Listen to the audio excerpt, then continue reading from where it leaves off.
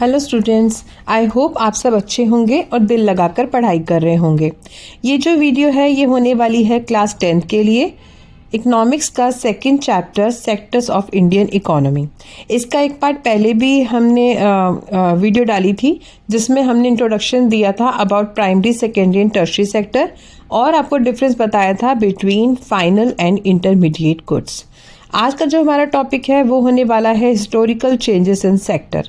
तो हम अगर सेक्टर्स की तरफ देखते हैं तो जब हमें इंडिपेंडेंस मिली थी 1947 या उससे पहले और उसके कुछ टाइम बाद तक भी हमारे देश में जो सेक्टर प्राइमरी सेक्टर था वो सबसे ज़्यादा चलता था, क्योंकि हम पूरी तरह से एग्रीकल्चर के ऊपर ही डिपेंड थे। बहुत ज़्यादा टेक्नोलॉजी थी ही नहीं कि इंडस्ट्रीज़ वगैरह लगती। तो पूरी तरह से जो हमारी कंट्री थी या और भी बहुत सारी एशिया की तो ज़्यादातर कंट्रीज जितनी भी थी सबके सभी प्राइमरी सेक्टर के ऊपर डिपेंड थी।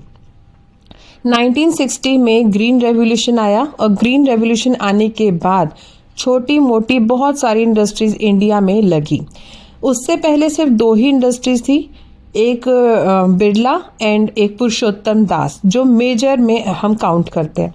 लेकिन 1960 के बाद जब ग्रीन रेवोल्यूशन आया उसके बाद एक रेवोल्यूशन इंडस्ट्रीज का भी आया, जहां गवर्नमेंट ने लोगों को बहुत सपोर्ट किया कॉटेज स्मॉल स्केल इंडस्ट्रीज लगाने में। छोटे ही सही पर लोगों ने कोशिश वाले कदम उठाए कि हम छोटी छोटी इंडस्ट्रीज लगाकर अपने सेक्टर को थोड़ा सा इंडस्ट्रीज की तरफ ले जाएं। तो ये वाला वो पीरियड था जब हमने स्विच किया प्राइमरी से सेकेंडरी की तरफ। 1991 में जब हम ग्लोबलाइजेशन की तरफ गए वो एक ऐसा टाइम था जब सेकेंडरी सेक्टर हमारा काफ़ी हद तक स्ट्रॉन्ग हो गया था और हम डील करना चाहते थे दूसरी कंट्रीज़ के साथ भी थ्रू ग्लोबलाइजेशन। तो ये जो प्रोसेस है, देखिए 3 सेक्टर्स हैं, प्राइमरी, सेकेंडरी और टर्शरी सेक्टर। तो अगर मैं आपको बहुत सिंपल लैंग्वेज में बताऊं तो मैं आपको ये कहना चाहूँगी कि सेक्टर्स ही डिसाइड करते हैं कि कोई कंट्री डेवलपिंग है, अंडर डेवलप्ड है या फिर डेवलप्ड है।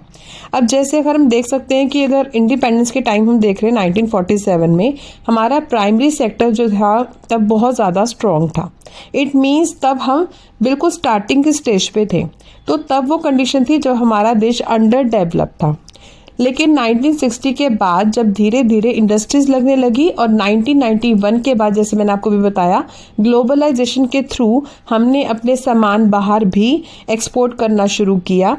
तो वो पीरियड जो हमने स्विच करा था वो एक पीरियड था जब हम डेवलपिंग की तरफ मुड़ गए। और आज हम ज़्यादातर अगर आप देखोगे आपके आसपास जान पहचान में, नोन में, फ्रेंड्स में आपने देखा होगा बहुत लोग जो हैं वो अब स्विच कर रहे हैं सर्विस लाइन टर्शरी सेक्टर की तरफ। नोएडा, गुड़गांव, यहाँ पर बहुत सारी MNCs कंपनीज हैं। तो हम देख सकते हैं कि आजकल जितने भी यूथ है खास तौर पे वो सब सर्विस सेक्टर की तरफ ही जाना चाहती है। तो अब ये जो सीरीज है ना प्राइमरी सेक्टर, सेकेंडरी सेक्टर और टर्शरी सेक्टर, इसके थ्रू हम इजीली समझ पाएंगे कि कोई कंट्री अंडर डेवलप है, जैसे मैंने आपको बताया डेवलपिंग है या डेवलप की तरफ अब जाने लगी है। तो हमारे देश की अगर हम बात करें तो 1947 का जो पीरियड था वो था अंडर डेवलप वाला। उसके बाद 1960 के बाद जब हम इंडस्ट्रीज की तरफ गए 1990 में मैंने आपको जैसे बताया ग्लोबलाइजेशन, तो वो है डेवलपिंग वाला पीरियड।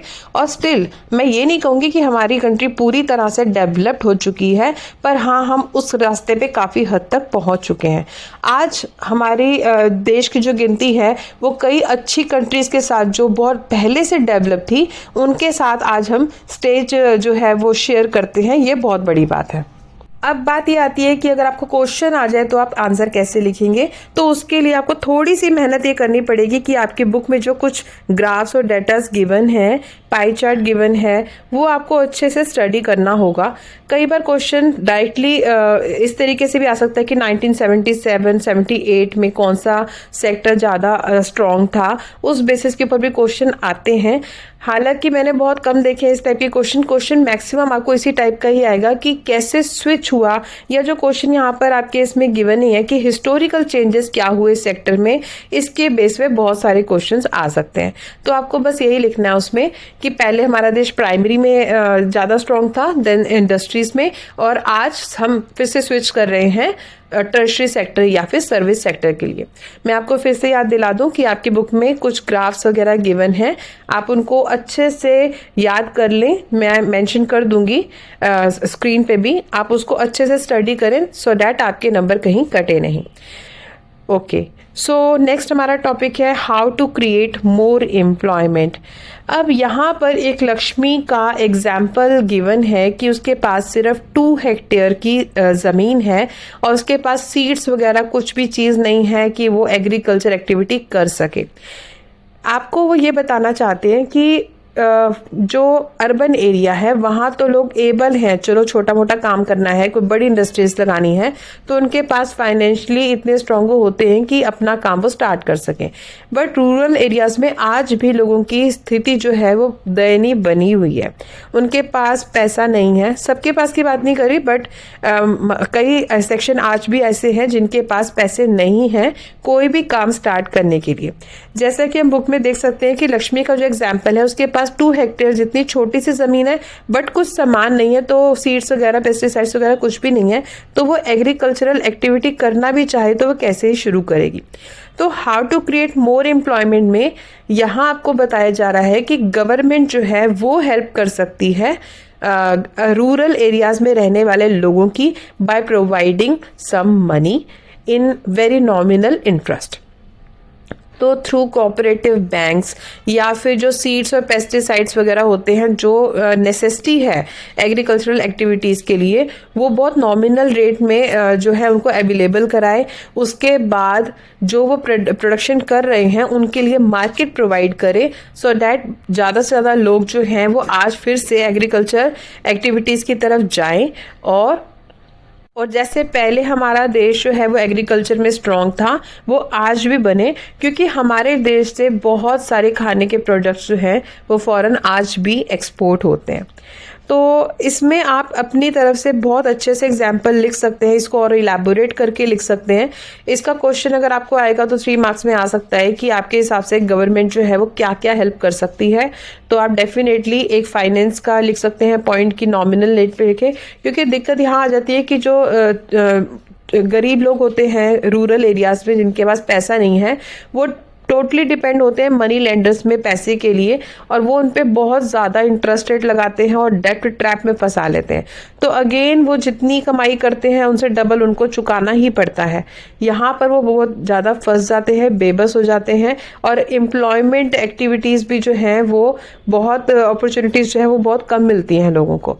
तो यहाँ गवर्नमेंट जो है असिस्ट कर सकती है लोगों को ताकि उनका कुछ भला हो सके। तो इसी को आप अच्छे से अपनी लैंग्वेज में इलेबोरेट करके लिख सकते हैं। नेक्स्ट क्लास में बहुत इंटरेस्टिंग क्लास होने वाली है, ज़रूर आप बने रहना उस क्लास में, क्योंकि उसमें मैं आपको समझाऊंगी about formal and informal sector और भी उससे रेलेवेंट बहुत इंपॉर्टेंट टॉपिक है जो डेफिनेटली पेपर में 3 to 5 मार्क्स के क्वेश्चंस में आते हैं। Thank you so much. ये वीडियो शेयर करना अपने दोस्तों के साथ ताकि उनकी भी कुछ हेल्प हो सके।